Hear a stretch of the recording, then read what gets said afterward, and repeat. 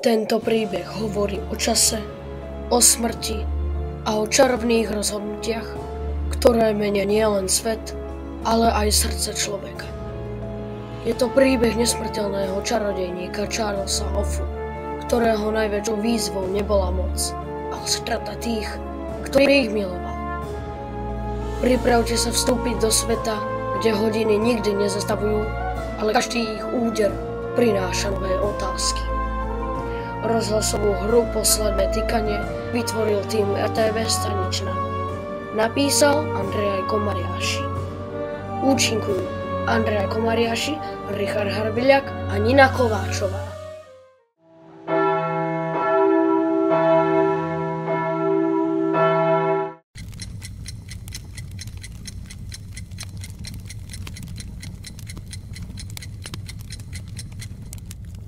Prečo sa splnil len jedným smerom? Keby som vedel, ako ho zastaviť, zachránil by som všetko, čo mi je drahé. Charles, už zas filozofuješ? Nemáš dosť kníh na odpovede? Filozofia nestačí, Lara. Hľadám riešenia. Ako čarodejník som našiel odpovede na otázky, ktoré nikto iný nerozlučil. Ale čas stále uniká. Možno preto, že čas nie je otázka, ktorú treba vyriešiť. Je to cesta, ktorou musíme prejsť. Povedz mi niečo, Charles, ako dlho si už nesmrteľný?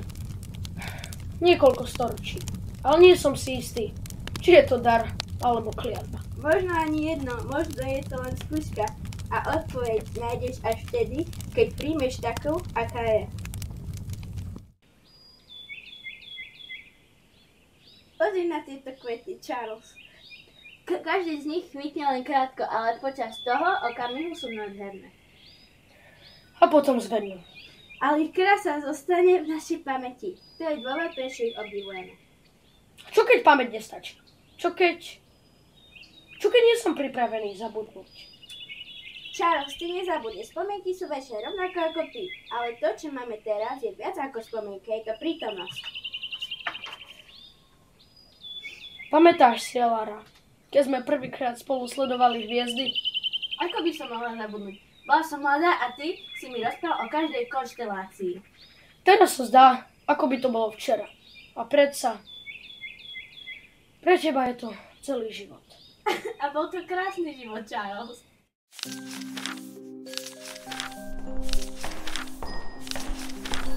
Majster, našiel som niečo úžasné. Runy, ktoré dokážu zastaviť plynútie času. Runy? Odkiaľ si ich vzal? Našiel som ich v jednej zo starých kníh v archíve. Ak ich správne aktivujeme, môžeme zastaviť starnutie. Vieš vôbec, čo navrhuješ? Manipulácia s časom nie je hra, Jater. Čas je základ všetkého, čo existuje. Ale mohli by sme tým zachrániť ľudí, ktorých milujeme. Zachrániť? A čo potom? Aké následky by to malo? Čo sa stane s tými, ktorí majú právo ísť ďalej? Ale nie je to nespravodlivé, že smrť odnáša tých, ktorých milujeme. Možno je, ale je to súčasť života. A niekedy, Jater, musíme prijať nespravodlivosť, aby sme zachovali rovnováhu. Charles Offa, počul som tvoje volanie. Prišiel som hľadať odpovede. Chcem vedieť, prečo musím stáť a sledovať. Všetci, ktorých milujem, zomierajú. Zatiaľ, čo ja zostávam. Pretože to je cena, ktorú si zaplatil za svoju moc. Nesmrteľnosť nie je dar. Je to povinnosť. Ale ja nechcem túto povinnosť. Chcem len zachrániť Elaru. Každý má svoj čas, Charles. Ty si nesmrteľný, ale tvoj čas raz príde. Charles, prišiel si. Ďakujem. Nikdy by som neodišiel, Elara. Môj čas sa naplnil. Ale ty musíš ísť ďalej. Ako mám pokračovať? Bez teba. Spomeň si na všetky chvíle, ktoré sme prežili. Na záhradu, na hviezdy. To všetko budeš mať v srdci.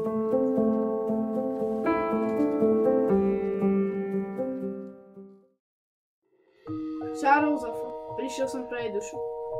Prečo ju musíš vziať? Je to nespravodlivé. Smrť je nespravodlivá, Charles. Je to prirodzený koniec každej cesty. Ale prečo ja musím zostať a sledovať, ako všetci odchádzajú? Pretože ty si vybral cestu nesmrteľnosti. Ale aj Ty raz spoznáš smrť, keď tvoj čas príde. A kedy príde? Každý deň je dar. Nie preto, že trvá večne, ale preto, že je pominuteľný. Žijeme, aby sme našli krásu v každom okamihu, ktorý máme. Sľubujem ti, Lara, že na tvoje dni nezabudnem, že tvoja múdrosť bude žiť so mňa.